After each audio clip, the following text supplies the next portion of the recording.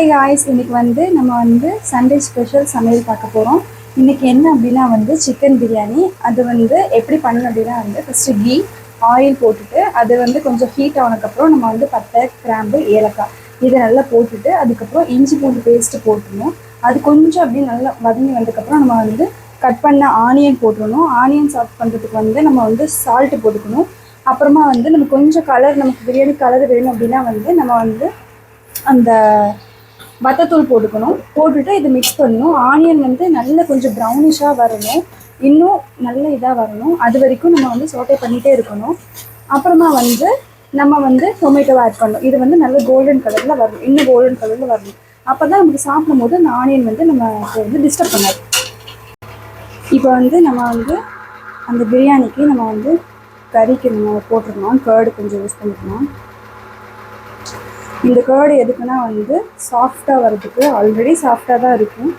நம்ம வந்து மசாலா போட்டு அதை வந்து பெரிய வச்சிடலாம். அப்போ தான் அந்த சிக்கனில் போய் நல்லா இறங்கும். கொஞ்சோண்டு சால்ட்டு.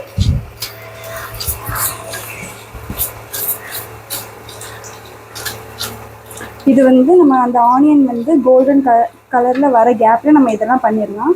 இது கொஞ்சம் ஊறட்டும். அதுக்கப்புறம் இதில் வந்து புதினா, கொத்தமல்லி, க்ரீன் சில்லி மூணுத்தையும் வந்து நான் வந்து கழுவி வாஷ் பண்ணி வச்சுருக்கேன். அப்புறம் டொமேட்டோ வந்து பாதி கட் பண்ணியும் பாதி அரைச்சும் வச்சுருக்கேன். அப்போ தான் வந்து அந்த டொமேட்டோ வந்து திப்பி திப்பியாக தெரியாது, தடி தடியாக இருக்காது, நல்ல இதாகிடும். பாதி மட்டும் அதில் வந்து நல்லா வெந்துடும். இதை வந்து ஸ்டெப் பை ஸ்டெப்பாக நம்ம போட வேண்டியதான். பாருங்கள், ஆனியன் வந்து நல்ல கோல்டன் கலரில் வந்துடுச்சு. இப்போ வந்து நம்ம வந்து இந்த டொமேட்டோவை ஆட் பண்ணிக்கலாம். நீங்கள் நினைக்கலாம் ஏன் வந்து ஆனியன் வந்து நீட்டமாகவும் குட்டி குட்டியாகவும் இருக்குதுன்னு. ஆக்சுவலாக பிரியாணி பண்ணுற ஐடியாவே கிடையாது, வேறு எதுக்கோ கட் பண்ணி வச்சது.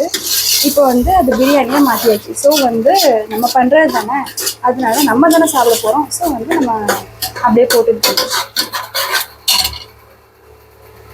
இப்போ வந்து நம்ம இதில் வந்து நம்ம அந்த கழுவி வச்சு அந்த லீவ்ஸ் வந்து ஆட் பண்ணிக்கலாம்.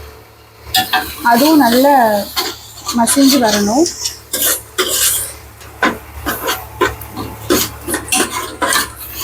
இதில் நம்ம என்ன பண்ணணும், கொஞ்சோண்டு கர்ட் ஆட் பண்ணிக்கலாம். நம்ம ஆல்ரெடி அந்த சிக்கனில் வந்து மிக்ஸ் பண்ணி வச்சுருக்கோம், இருந்தாலும் கொஞ்சோண்டு ஆட் பண்ணிக்கலாம். இது ஒரு வழக்கம் இப்படி ஆட் பண்ணுறது. உப்பு போட்டிங்களா? உப்பு போட்டாச்சுங்க. உப்பு அளவு தேவையான அளவு தான். தேவையான அளவு தெரியாதனால நிறைய பேர் வீடியோ பார்க்க வராங்க. நீங்கள் தேவையான அளவுனா இப்படி சொன்னால் எப்படி? அது நம்ம தேவைக்கு தகுந்தாப்புல. ஒரு சிலர் வந்து நிறைய ஆக்கி சாப்பிடுவாங்க, ஒரு சிலர் 2 பத்துக்கு ஆக்கி சாப்பிடுவாங்க. அப்போ அவங்க தேவையான அளவுக்கு போட்டுக்கலாம். ஒரு சிலருக்கு உப்பு அதிகமாக இருக்கணும், ஒரு சிலருக்கு கம்மியாக இருக்கணும். அதனால அவங்க அந்த அளவு தெரியாம தாங்க நிறைய பேர் பார்க்க வராங்க. அளவு நீங்கள் காட்டினா தானே மக்களுக்கு தெரியும். அது இத்தனோண்டு போட்டால் போதும். நான் இப்படின்னு சொல்லுவேன், நான் இவ்வளோதான் போட்டேன் கம்மியாக இருந்துச்சு நிறைய பேர் சொல்லுவாங்கல்ல, அதனால தேவையான அளவு நீங்க சொல்லுங்க. போடுற உப்பு எவ்வளோ குவான்டிட்டி எவ்வளோ நிறைய இருக்கும், அது அவ்வளோதாங்க, அவ்வளோதான். அது யூஸ் மக்கள் பார்த்துக்குவாங்க. அதாவது நிறைய பேர் பார்த்தீங்கன்னா உப்பு தேவையான அளவுன்றாங்க, ஆனால் அது எவ்வளோ அளவுன்றதை சொல்ல மாட்டிருக்காங்க. ஒரு 1000 உப்பு, ஒரு 2000 உப்பு அந்த மாதிரி சொன்னாங்கன்னா கரெக்டாக இருக்கும். உப்பு வியாதி வந்து சாப்பிட வேண்டியதாங்க. ஜஸ்ட் பண்ணு.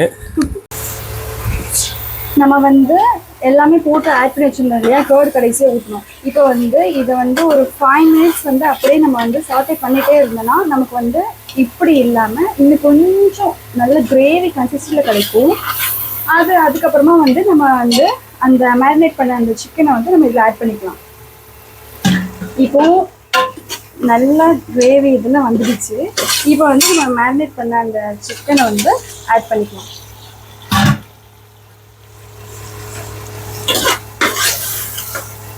ஜஸ்ட் இப்படி ஒரு சைடு, அப்படி ஒரு சைடு, இப்படி ஒரு பெரட்டு, அப்படி ஒரு பெரட்டு, அவ்வளோதான். தூக்கலா தூக்கிட்டு வாங்க, வெளுத்து விட்டுருவோம் இன்னைக்கு. அந்த கலர் வந்து பார்க்கவே அப்படி அவ்வளோ அழகா இருக்கு.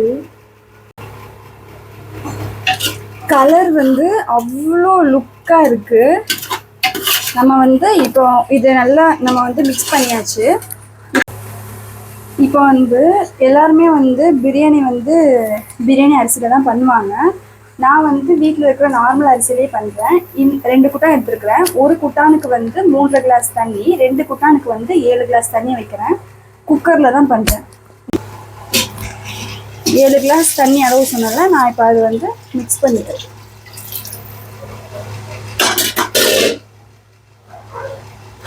இன்னொன்று மெயினாக என்ன அப்படின்னா வந்து கோழிக்கறியை வந்து ரொம்ப கிண்டக்கூடாது. அது ஏற்கனவே சாஃப்டாக தான் இருக்கும். நம்ம இன்னும் சாஃப்ட் ஆகிறதுக்கு வந்து கர்ட் மிக்ஸ் பண்ணியிருக்கோம். நம்ம ரொம்ப கிண்ணோன்னா வந்து அப்புறம் பிரியாணி வரும்போது கறியை காணும், கறி சோத்தோடு இருக்கும். ஸோ வந்து ரொம்ப இதுனா அப்புறம் அடுப்பை வந்து நம்ம ஹையில் வச்சுக்கலாம். இப்போ வந்து என்ன அப்படின்னா வந்து இதில் வந்து நம்ம உப்பு கரெக்டாக இருக்கா, உரப்பு கரெக்டாக இருக்கான்னு பார்க்கலாம். நீங்க போட்ட மல்லி இருக்கு, நீங்க போட்ட புதினா இருக்கு, நீங்க ஊத்துன தண்ணி கூட இருக்கு ப்ரோ. எல்லாம் இருக்கும், மட்டும் காணோம். இதுல வந்து இப்போ உப்பு உரப்பு கரெக்டா இருக்கு. இன்னொன்று என்னன்னா வந்து நம்ம வந்து கொஞ்சம் தூக்கலா போட்டாதான் அரிசி போட்டு அது வெந்து வரகும் போது கரெக்டா இருக்கும். நம்ம வந்து இப்போ இந்த இதுக்கு வந்து நம்ம கரெக்டாவோ கொஞ்சம் கம்மியாவோ போட்டோம் அப்படின்னா வந்து சாப்பிடும்போது கொஞ்சம் கம்மியா இருக்கும். ஸோ வந்து லைட்டா தூக்கிக்கோங்க, அவ்வளவுதான். சிக்கன் ரசம் வாங்க பண்றோம், நம்ம ரசம் மாதிரி இருக்கு ப்ரோ. ரொம்ப கலாய்க்கிறீங்க ப்ரோ. இது வந்து பிரியாணி ப்ரோ. லைட்டாக உப்பு நம்ம வந்து ஆட் பண்ணிக்கலாம். ஏன்னா கொஞ்சம் தூக்கலாக இருந்தால் தான் நம்ம அரிசி போட்டு அது வெந்து வரும்போது நல்ல சுவையாக இருக்கும். நான் சொன்னல பாருங்க, இந்த மாதிரி தான் வரணும். அப்போ தான் அரிசி போட்ட உடனே நம்ம ஒரு விசில் தான் வைக்க போகிறோம். அரிசி போட்டு சீக்கிரமாக வெந்துடும். அந்த விசிலுக்கு அது நல்லா வந்து பர்ஃபெக்டாக கிடைக்கும். இப்போ வந்து நம்ம வந்து எடுத்து வச்சிருக்கிற ரைஸ் போட்டுடலாம். நான் 2 கூட்டம் எடுத்து வச்சிருக்கிறேன். 2 கூட்டானா சில பேருக்கு தெரியாது, படின்னு சொல்லுவாங்க. 2 படி. நம்ம படிக்கிட்டு இருக்க அந்த படிங்களா? இல்லைங்க. அதாவது வந்து ஒரு செஃப் கிட்ட நீங்க கேட்குற கேள்விலாம் சரியில்லை, பார்த்துக்கோங்க ப்ரோ.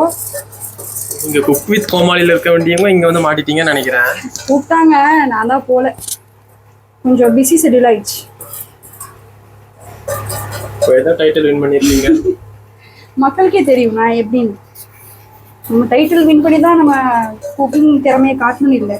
என்ன சொல்கிறீங்க? கமெண்ட் பண்ணுங்கள் நண்பர்களே. நம்ம வந்து ரைஸ் எல்லாம் போட்டாச்சு, அரிசி எல்லாம் போட்டாச்சு. இப்படி இருக்கு பாருங்கள். எதுக்கும் ஒரு தடவை இந்த உப்பு பிரச்சனை இருக்கிறவங்களாம் என்ன பண்ணிக்கணும், உப்பு போட்டோமா இல்லையா, கரெக்டாக வருமா இல்லையாங்கிறவங்க திருப்பி ஒரு தடவை டெஸ்ட் பண்ணிக்கணும். கரெக்டாக இருக்குங்க.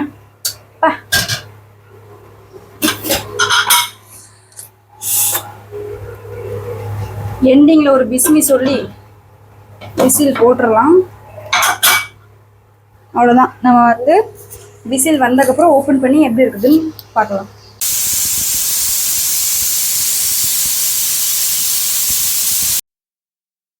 விசில்லாம் வந்துடுச்சு. நம்ம இப்போ எப்படி வந்துருக்குதுன்னு பார்க்கலாம்.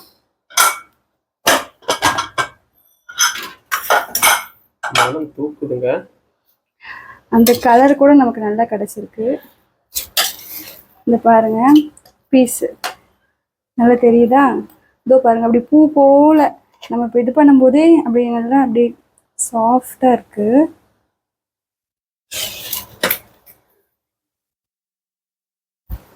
அவ்வளோதான். இதை நம்ம வந்து சர்வ் பண்ணி சாப்பிடலாம். டேஸ்ட் எப்படி இருக்குதுன்னு ப்ரோ சொல்லுவாங்க.